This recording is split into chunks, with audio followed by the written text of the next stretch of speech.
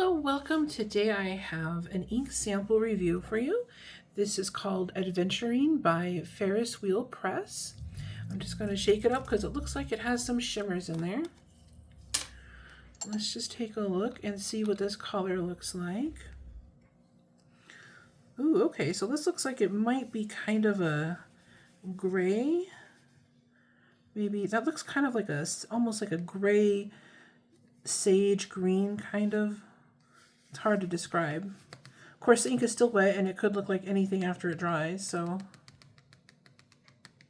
let's go ahead and put a little extra on here. All right, and let's write the name.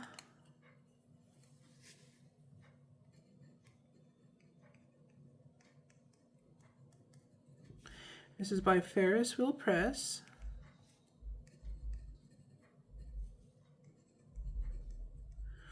All right, so I'm going to put this under a fan to dry and I'll be right back. All right, I'm back. Now, since this has shimmer, I definitely need to shake this in between swatches. Oops, there we go. And this is copy paper, and I always test these on copy paper first because sometimes you're at work or at school and you're somewhere where you can't get to your paper and you want to know if this is just going to work on whatever cheap paper you have handy. That's why I do that. This is copy paper. All right, that's how it looks so far. It's kind of a green toned gray maybe, but we'll see what it looks like after it dries. And next we're going to test this out on some HP 32 paper. HP 32 is a very smooth copy paper. It has a really nice finish on it. So typically fountain pen ink performs really well on here.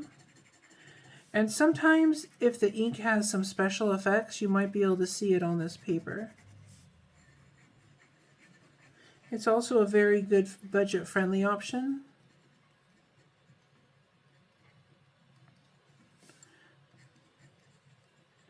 And it's also a thicker paper as well. And if there are any inks that you would like to see me review, leave a suggestion. If I have the ink or if I can get it, then we'll do a review video. All right, that's how that looks. I'm going to go ahead and set that aside to dry and take out some Tomo River paper. Go ahead and shake this up. And the Tomo River paper is very, very thin, but it handles the ink just fine. It has a really nice smooth surface, and that tends to resist the ink really well. And out of the three that I test on, this typically performs the best as far as getting to see all the effects of the ink.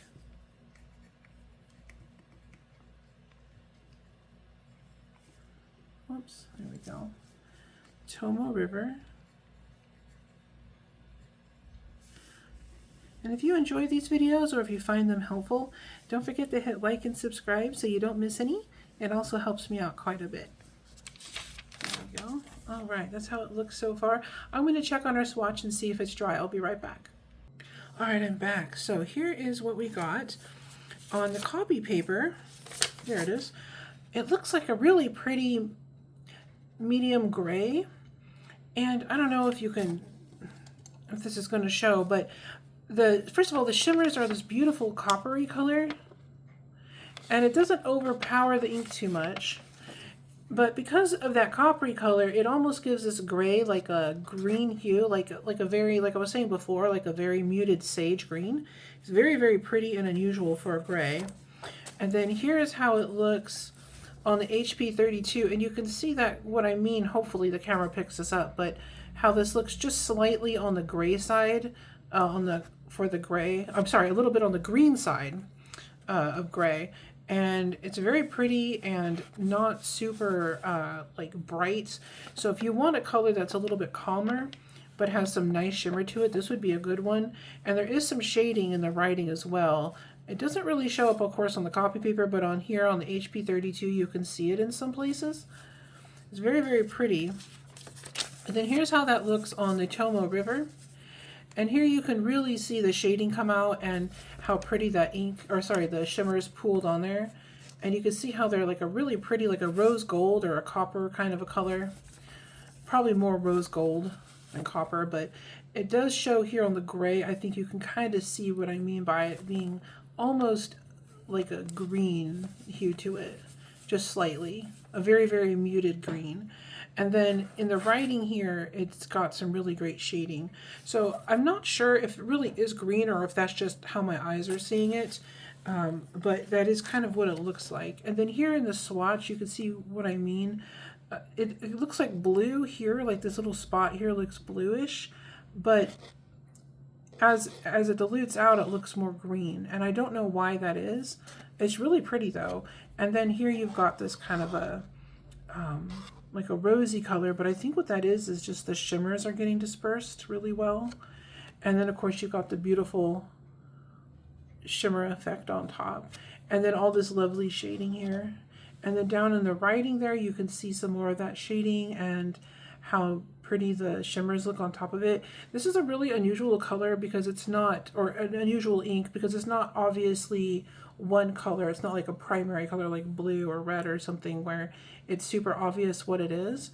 And that was one of the reasons why I got the sample, was because by looking at swatches online, it didn't really answer my questions as to what this really was.